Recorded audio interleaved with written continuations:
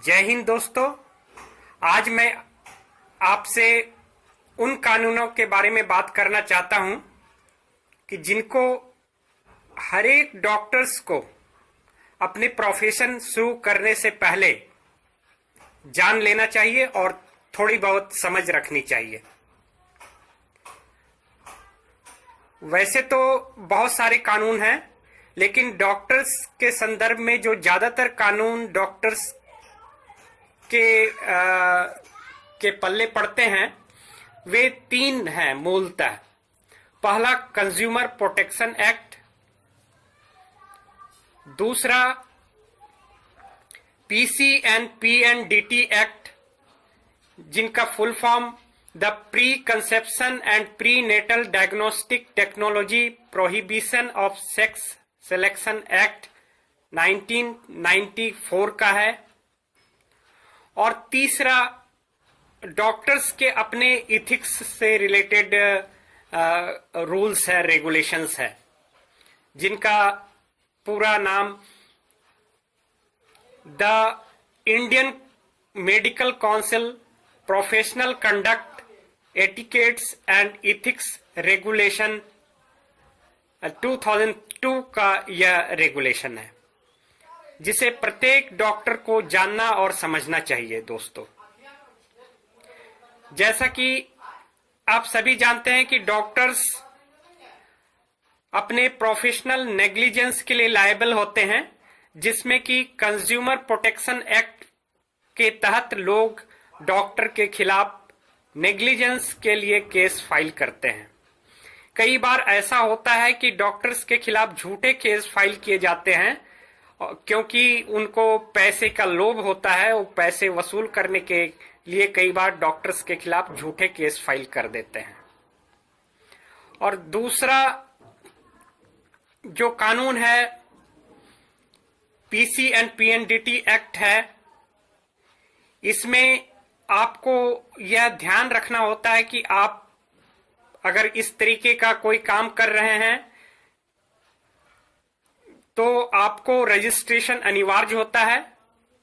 Registration और आपको renew भी समय समय पे अपने रजिस्ट्रेशन का रिन्यू कराना होता है। तो दोस्तों, ये आपके लिए बहुत ही महत्वपूर्ण होता है, क्योंकि अगर ऐसा आप ध्यान नहीं रखते हैं तो कई बार आप क्रिमिनल लायबिलिटीज में भी फंस जाते हैं। और तीसरा, आपके प्रोफेशन से जुड़ा हुआ जो आपके प्रोफेशनल कंडक्ट हैं उनसे जुड़े हुए भी केसेस होते हैं डॉक्टर्स के खिलाफ। State medical council professional conduct के खिलाफ में डॉक्टर्स के खिलाफ कार्रवाई करती है, जिसमें कि डॉक्टर्स को अपना बचाव करना पड़ता है।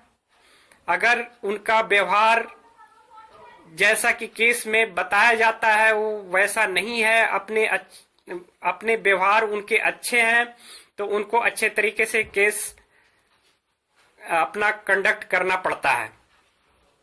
काउंसिल डॉक्टर्स के खिलाफ सजा कर सकती है और उनके सस्पेंशन का भी ऑर्डर दे सकती है।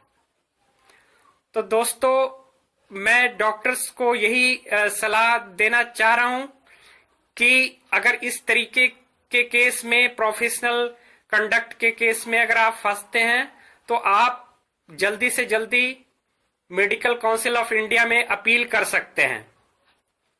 लेकिन आपको ये ध्यान रखना पड़ेगा कि मेडिकल काउंसिल ऑफ इंडिया में आप अपील तो फाइल कर सकते हैं, लेकिन medical council of India state council के ऑर्डर पर स्टे नहीं लगा सकती। इसीलिए आपको हाई कोर्ट जाना पड़ेगा और हाई कोर्ट के द्वारा स्टे लेनी पड़ेगी। इस बात को आपको ध्यान रखना पड़ेगा और जल्दी से जल्दी आपको एक्टिव होना पड़ेगा अगर आपके खिलाफ कोई कंडक्ट, प्रोफेशनल कंडक्ट से रिलेटेड केस बनता है। तो इस तरीके से आपको अपनी बचाव करने के लिए ये छोटे छोटे कानून जो 3 मूलतः कानून हैं उनको आपको ध्यान रखना बहुत ही जरूरी होता है। खास तौर पे जो पीसी एंड पीएनडीटी एक्ट है, इनमें आपको बहुत सारे रिकॉर्ड रखने पड़ते हैं, पेशेंट्स के रिकॉर्ड रखने पड़ते हैं, रजिस्ट्रेशन प्रॉपर कराना होता है और टाइम से आपको रजिस्ट्रेशन रिन्यू कराना होता है। इसका भी ध्यान रखना बहुत जरूरी होता है।